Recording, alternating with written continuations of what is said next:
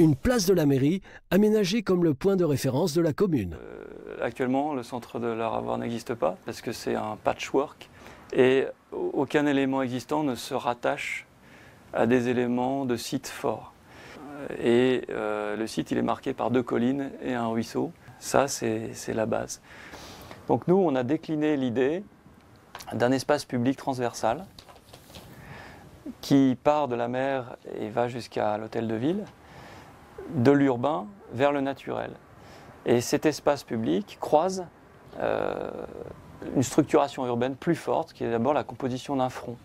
La place de l'hôtel de ville, c'est un parvis qui est un vide au milieu d'un îlot. Mais c'est un îlot ouvert.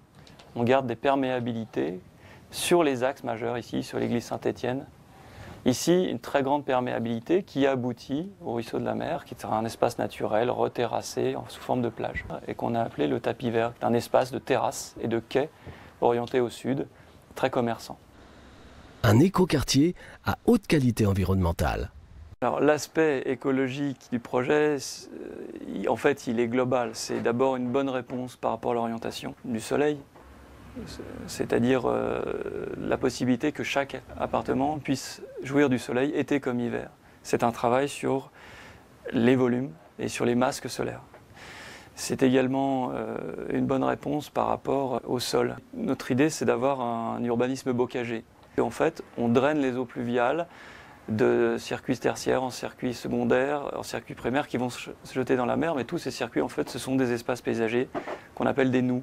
Nous conservons et proposons un quartier piéton où la voiture ne rentre pas.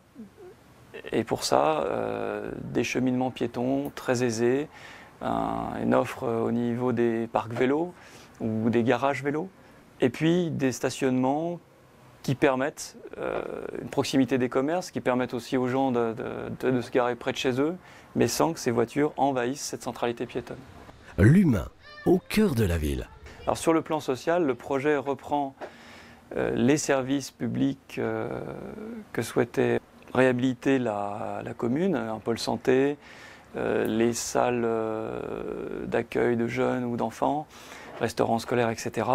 Et tous ces espaces collectifs sont positionnés en rez-de-chaussée. Il y a un travail et une réflexion sur l'usage des rez-de-chaussée qui sont vraiment en lien direct avec l'espace public.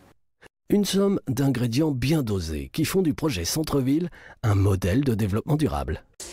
Eh bien, c'est un projet innovant de centre-ville parce que dès le départ, dès le début du projet, les élus ont souhaité inscrire ce projet dans une démarche de développement durable parce qu'il met un accent fort sur la mixité sociale. C'est adapté pour permettre l'accessibilité aux personnes âgées, aux personnes handicapées. La commune a inscrit ce projet pour conforter l'économie locale, dynamiser les commerces, travailler sur les circuits courts. Il y a vraiment une réflexion sur comment faire un quartier sans voiture, pour limiter les émissions de gaz à effet de serre, pour lutter contre le changement climatique, avec aussi des économies d'énergie à travers des conceptions d'habitat faiblement consommateurs d'énergie. L'investissement, la curiosité et le sens des responsabilités qui animent ses habitants ont permis à la Ravoire de se doter d'un projet de centre-ville à la pointe des enjeux de demain, ceux d'une démocratie active et participative. Je pense que le prochain rendez-vous phare, ce sera le premier concours d'architectes sur la place de l'Hôtel de Ville. Là, nous allons demander à celles et ceux qui participent aux ateliers, mais aussi aux autres, s'ils veulent venir avec nous, de veiller à ce qu'on soit bien conforme à ce qui a été dit au départ. Tout projet urbanistique évolue dans le temps.